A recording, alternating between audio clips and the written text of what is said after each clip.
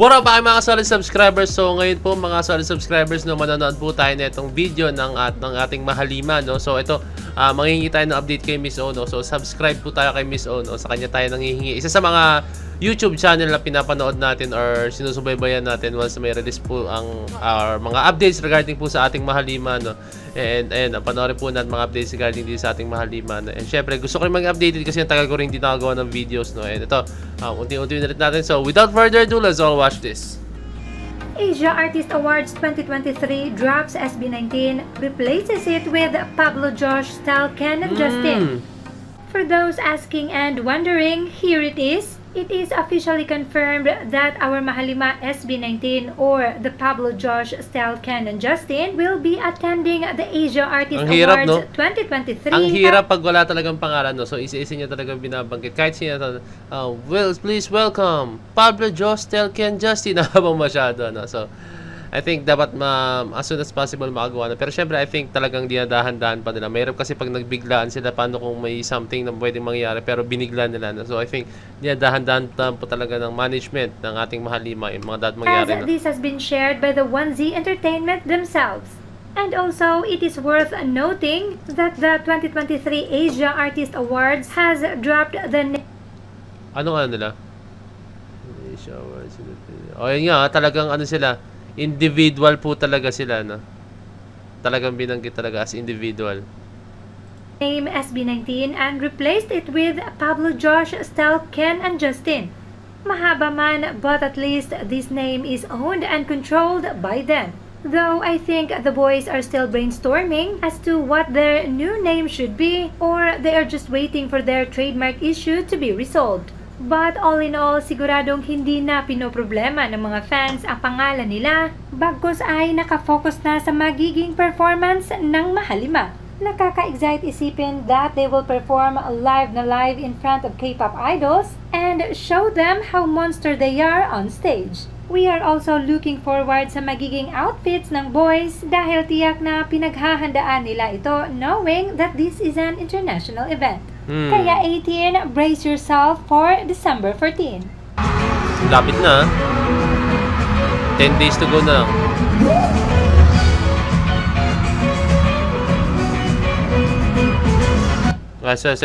So 18, may tanong po ako, may katanungan ako, hindi ko po talaga alam. So since nagkaroon po ng copyright issues or trademark to, yung mga kanta ba nila way back before, like yung lahat ng Undershow BT pa, makakanta pa rin ba nila sa mga live performance? And update nyo naman ako regarding dyan and comment down below. Since ang alam ko lang po kasi talaga is nagka-problema sa pangalan, pero since yung meron yung pang time, di ba, parang yung management mismo po ng SB19,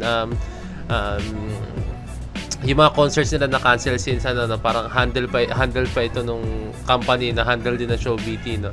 Kaya ayun. So ayun lang ang aking katanungan, kung makakanta pa rin ba nila yung mga dati nilang kanta, no? So comment po down below, no? So tingnan natin yan. Pero don't worry, malapit-lapit na ulit. Yeah, malapit na ulit. Lakas. Malapit na.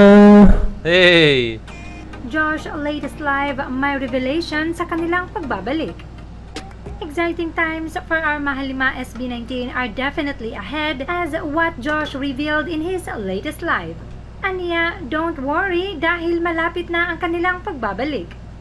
Buti na public kasi miss ka nila mga hindi nakasubscribe. Oo nga pala.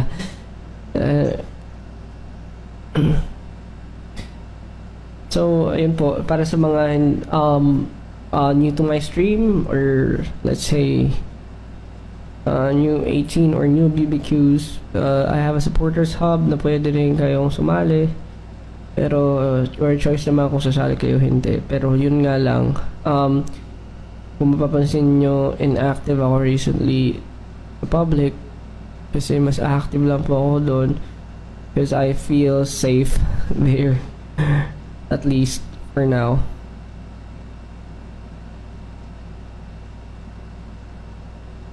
Pero don't worry, malapit-lapit na ulit.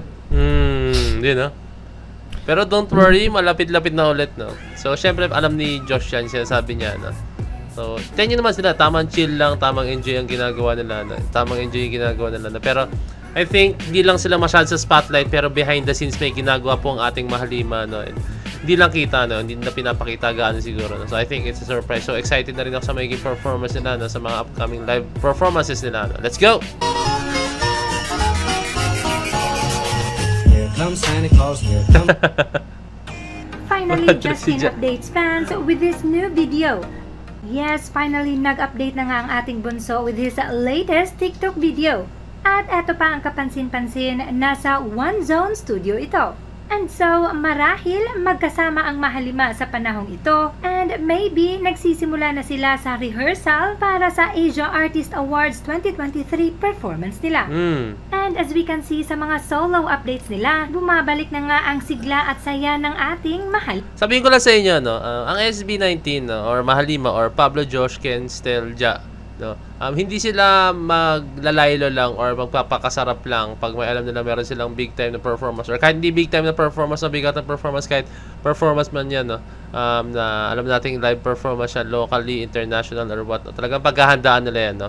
And hindi sila pucho-pucho like, ay sige, alam mo naman natin gagawin natin, wag na gawin, no. Talagang as a performer, kami, pag may pagpe-performeran po talaga kami, no, ay even though guesting or dance competition siya na hindi naman ganun kalaki po, no, talagang pinaghahandaan namin siya, no, kasi may pangalan po kayong dinadala and syempre ayaw nyo rin mapahiya yung mga tao na nag-e-expect sa inyo, no, and ayaw mo rin mapahiya yung mga grupo mo or what, no, and ayaw mo rin mapahiya, yan, syempre expectations po ng mga manonood, no, and syempre ayaw mo rin mapahiya yung mga taong naniniwala po sa inyo, no. Kaya ayun, talagang kailangan siya ng paghandaan, no. Hindi kayo pwedeng alam mo yan, maging overconfident talaga, no. And sa nakikita ko sa SB19, may kita niyo naman hindi sila ngayon, no. I think talagang pinaghahandaan po talaga na yung upcoming performance nila.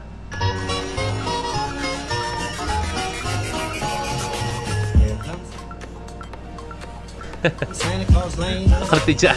sing them dicks in the north. Bells are ringing, children singing all.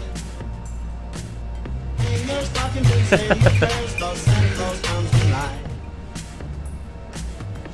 Santa Claus right back. So ayun guys, no, kapit lang tayo, as in kapit lang tayo, kasi unti-unti na yan, parating na po ang ating Mahalima, no, and makikita na ulit sila mag-perform, makikita na ulit na sila makipag-interact sa fans, na, and nakakatuwa lang kasi alam mo yan, this time may kita may mga taong talaga naniniwala po sa ating Mahalima, no, sa SB19, no. May kita may mga taong nag-stick or mga taong nandiyan pa rin even though na ganito grabe yung nangyayari talaga sa kanila, as in, no. And ako, tingnan naman ako, talagang tuloy-tuloy talaga ang pagsuporta ko sa ating Mahalima, no, even though na wala masyadong ganap sa kanila, no. Talagang ganito yung ginagawa ko kasi gusto kong magtuloy-tuloy po yung momentum na ating Mahalima, kasi alam nyo nga ngayon wala masyadong ganap, pero ako gusto ko pong i-share sa inyo yung mga nangyayari sa ating Mahalima through Miss O, syempre ito pinapanood natin, no? And syempre yung mga insights ko regarding this one, no, talagang sinasabi ko pa rin, no?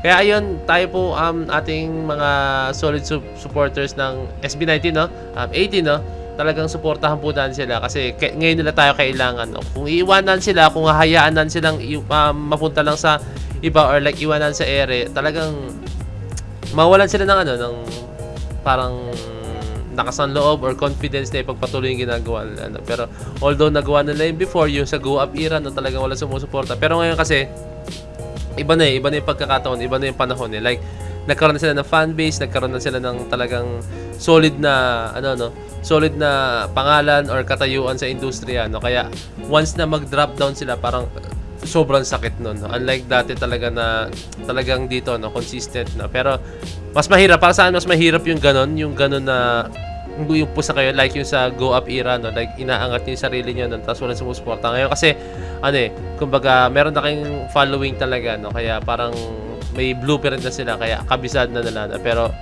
please supportan natin atong Mahalima, no. Tayo isa sa mga magtatayo ng bandera din ng Pinas, no. Hindi lang ating Mahalima, no. Kung paano natin suportahan nating Mahalima, syempre ganun din po makikilala ang ating bansa, na like sabihin ng ibang bansa, uy, grabe naman yung yung pagsuporta na sa SB19, no. I hope na ganyan din sa buong mundo, no. So ayun lang, 18, suporta lang tayo. So ayun lang, kung meron kas pa comment, double message sa Facebook, Facebook.com, sa DC.com, signing out. Peace, let's G.